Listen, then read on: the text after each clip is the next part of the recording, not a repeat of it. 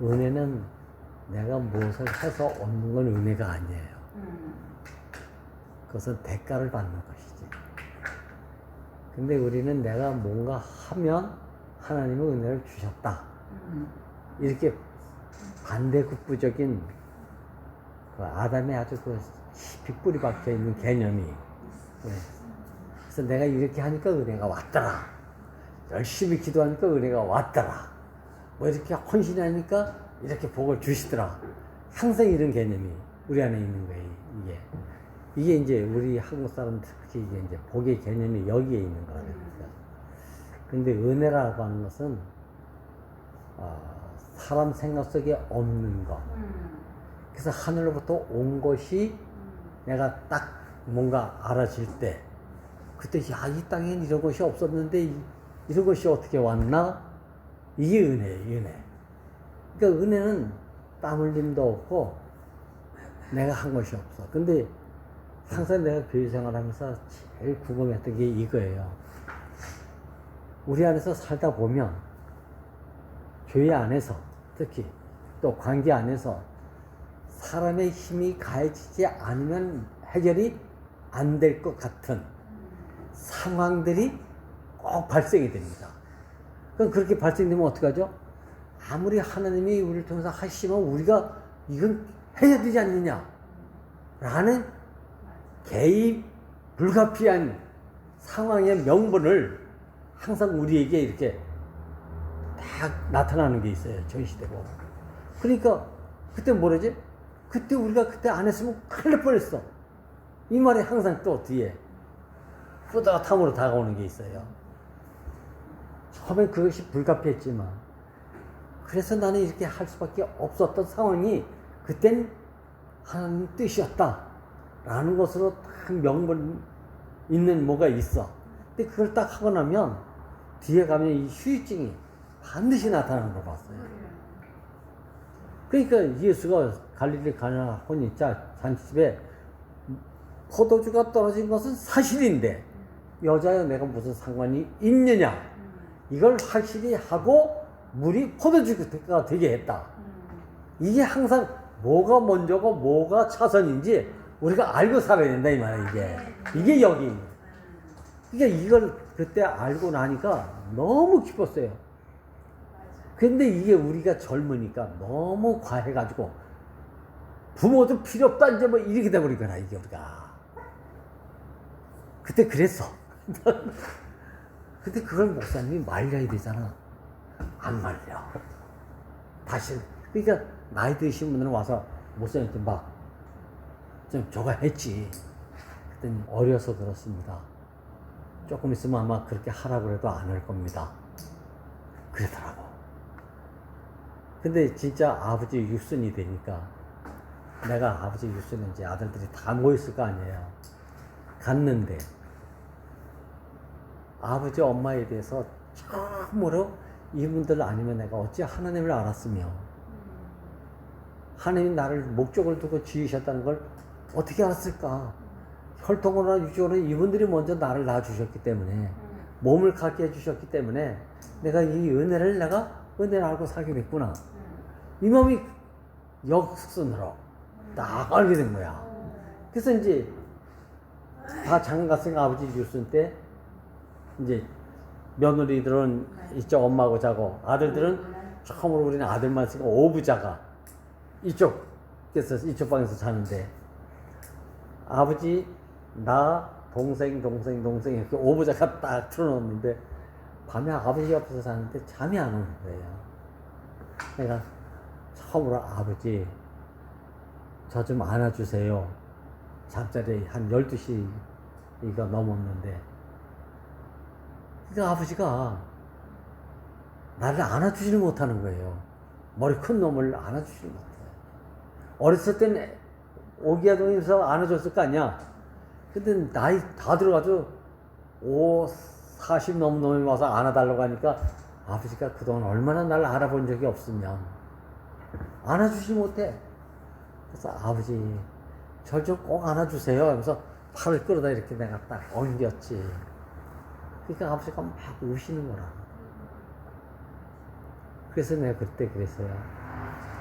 내가 아버지라고 부르실 때에 대답해 줄 수 있는 아버지가 나에게 참 아버지입니다.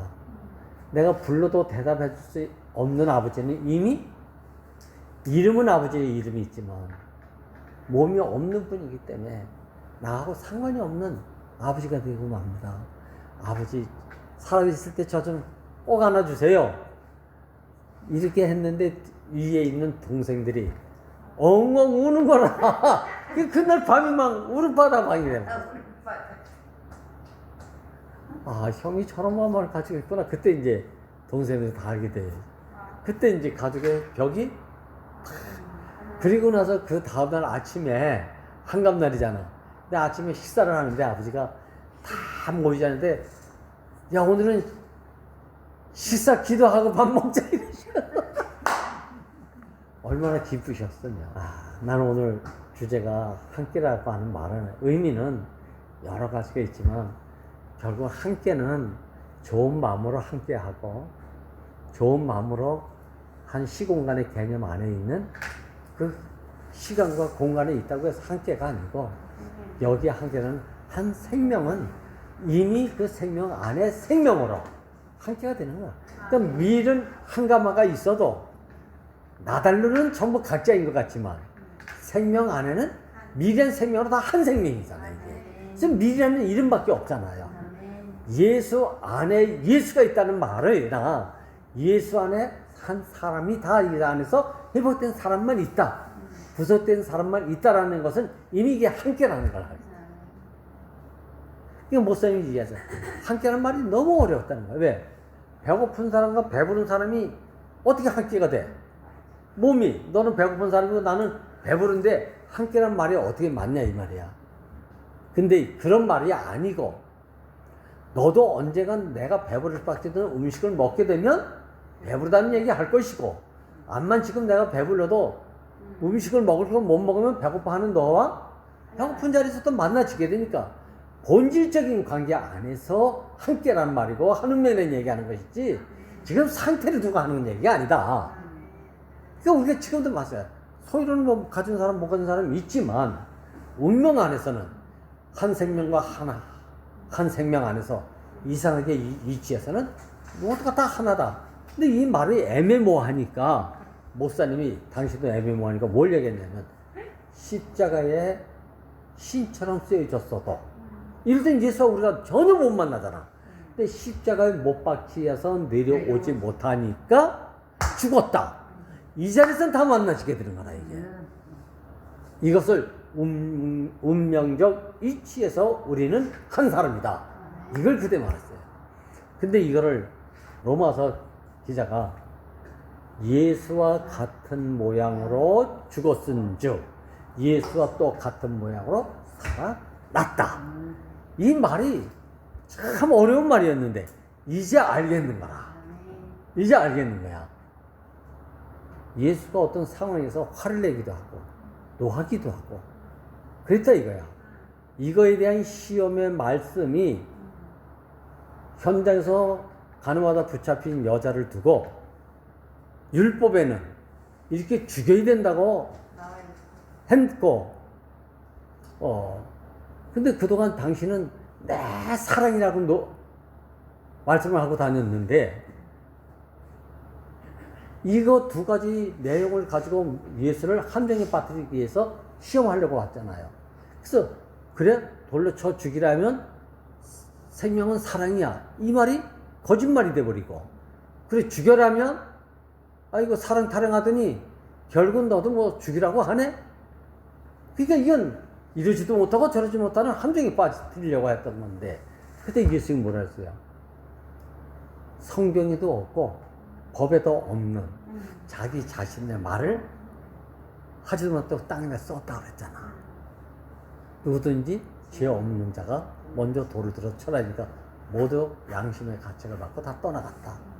그리고 나서 네 주위에 정죄하는 자가 있냐? 이렇게 물어보니까 없습니다.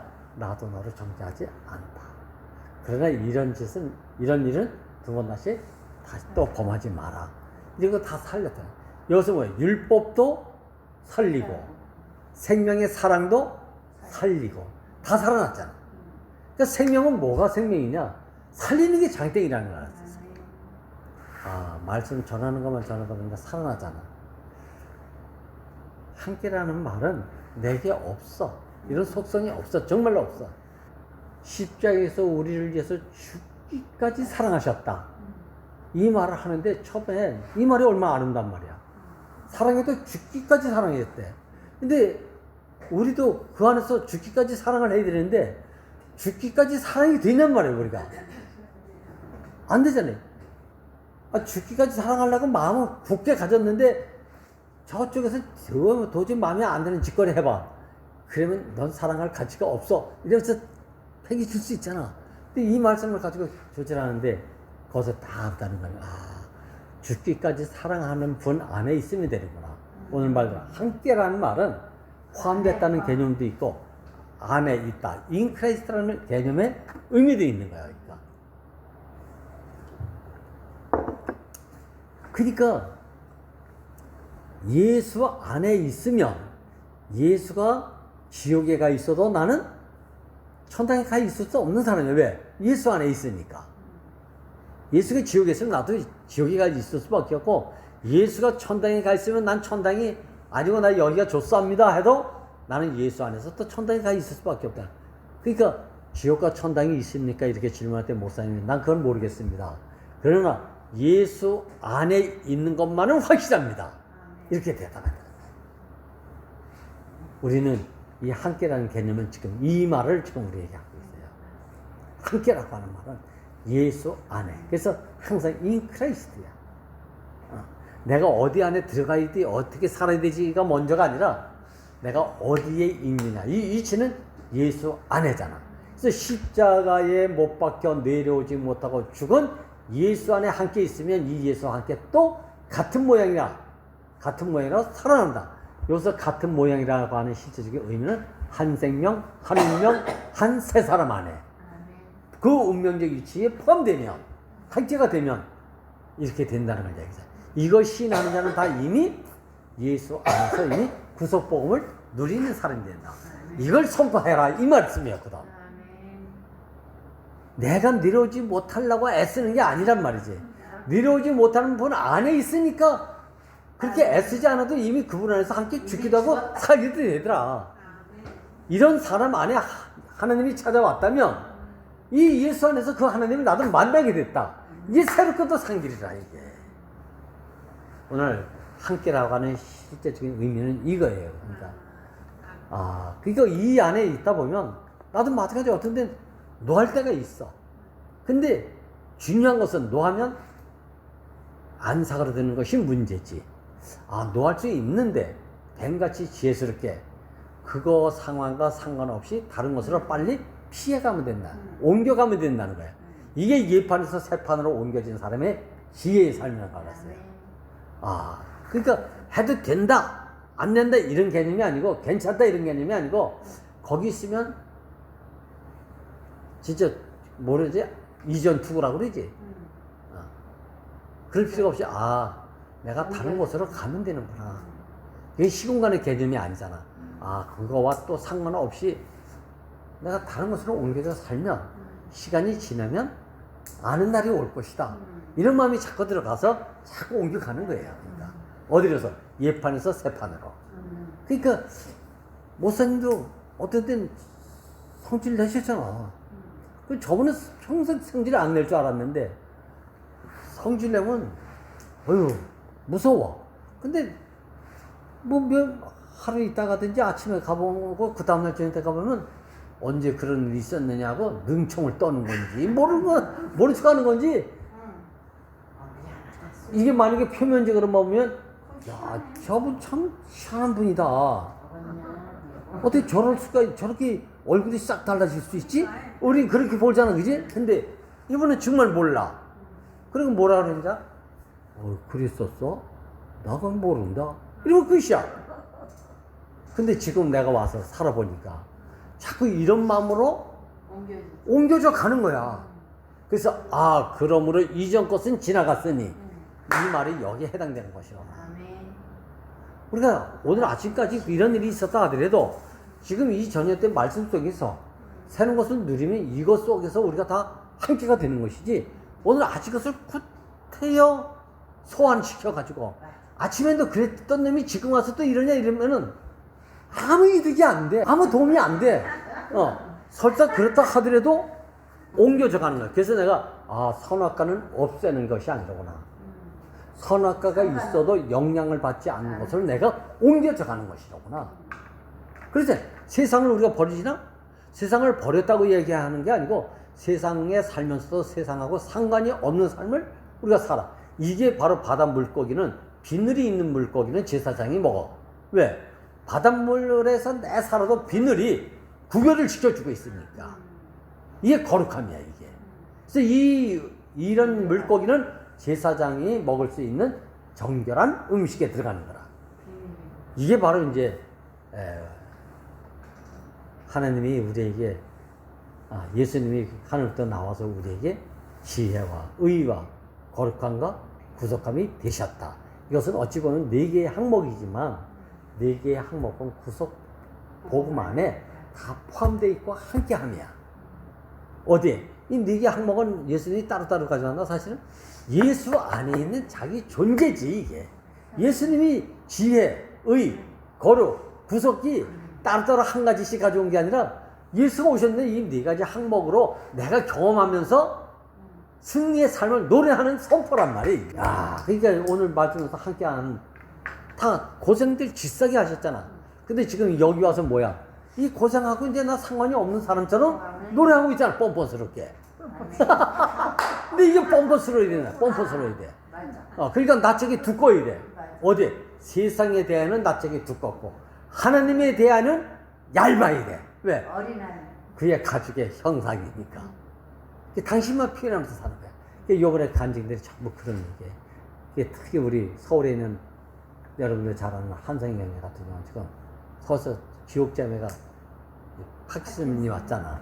그래서 어려워. 그래서 교회 일도 제대로 못하고 이러니까 또 좀 잘 모르는 젊은이들이 한성희 형님을 괴롭히는 거야. 그러니까 이제 근데 요번에 간증하는 거 보니까 그나나나 전혀 그런 제한 속에 제한이 안 받아서 자유하는 것이 아니라 제한 속에 자유하는 승리하는 삶을 우리가 누리고 있어요. 그러니까 우리가 몸을 가지고 있다는 것은 제한이야, 사실은. 근데 몸의 제한이 제한으로 알지 않고 몸이 있어서 하나님을 표현할 수 있구나, 이렇게 바꿔버리면 되는 거야, 이거는. 그러니까 오늘 연인이 간증을 들으면서 천사가 아닌, 천사로 말미암아 온 것은 기분 좋은 일이지만 왜? 놀랍게 막 변하니까. 그러나 그게 복음이 아니라 십자가 못 박혀 내려오지 못한 구속의 복음은 아들의 복음이다. 이건 사람의 복음이라는 얘기잖아요. 형상의 사람을 통하지 않으면 하나님이 나타날 수 없다. 그래서 난 천사를 내가 아들이라고 하지 않고 사람을 구사라 했다. 이게 복음이잖아요. 이게 진짜 복음 중이야. 복음 중에 복음. 우리 사람 아니면 하나님이 표현될 데가 없어. 피조물 중에 왜 특별한 피조물이고 유일한 피조물이라고 했나? 사람이 아니면 하나님이 표현될 데가 없는 그 유일한 그 피조물 사람으로 지어졌다는 것이 이게 복음이란 말이야. 똑같이 만물의 찍기인데 나 같은 만물의 찍기가 사람으로 지어졌다는 이유 하나로 생각지도 못한 하나님의 어떠함을 표현하면서 산다? 이건 놀라운 축복이죠. 난 이거 한 번만 표현돼도 내가 죽어도 영원히 없습니다. 인자가 무엇일까인데 이런 은혜를 베푸십니까? 이걸 요번에 광석이 형제가 어떻게 간증하는지 알아요? 광석이 형제 알죠? 그렇죠. 사람이 안 좋으면 하루가 천년같이 지겹대요. 근데 내가 진짜 즐거운 인생이 되면 천년이 하루같이 금방 가더라, 이거야. 그럼 그 사람이 그런 노래를 부를 수 있는 사람이 아니잖아. 그래서 내가 어제 화답했다 아닙니까?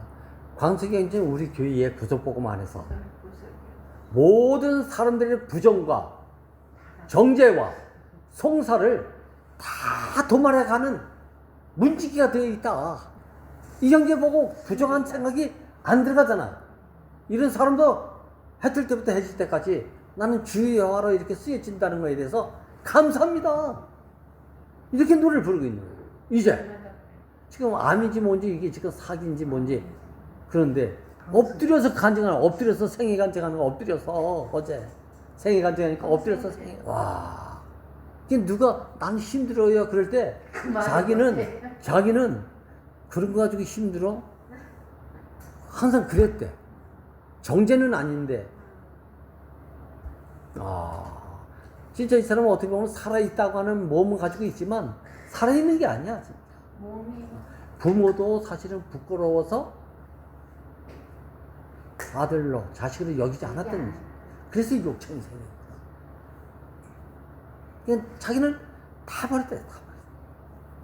근데 어떻게 이열레 목사님을 만나서 이 구속복음의 구속의 주를 만나서 내가 어떻게 해 뜰 때부터 해질 때까지 진짜 이 시분차가 아까울 정도로 너무 이렇게 쓰여지는 것이 감사하다. 그래서 준 모임에 시간만 나면 다 들어서 호스터를 하는 거야. 영상에 몸으로는 못 다니지만 영상의 시간을 통해서 어디든지 해 뜰 때부터 해질 때까지 참석하지 않는 데가 없어. 제일 많이 모임에 참석하는 형제예요. 그러니까 우리가 진짜 유고무원이더라고 진짜. 근데 전혀 그런 것 때문에 주여를 찬송치 못하는 일은 없을 것 같아. 그래서 몸을 위해서 사는 것이 아니라 몸을 쓰시고자 하는 목적을 가진 하나님께 쓰여져야 되겠구나. 이게 우리 근원의 자리죠. 아까 내 아버님 얘기하는 게 그래. 하나님의 목적과 계획과 필요가 내가 있기 전에 장세 전부터 당신 벌써 딱 정해져 온 사람으로 내가 지금 지어져 산다. 이것만 안다면 은혜 아닌 게 없잖아요, 사실.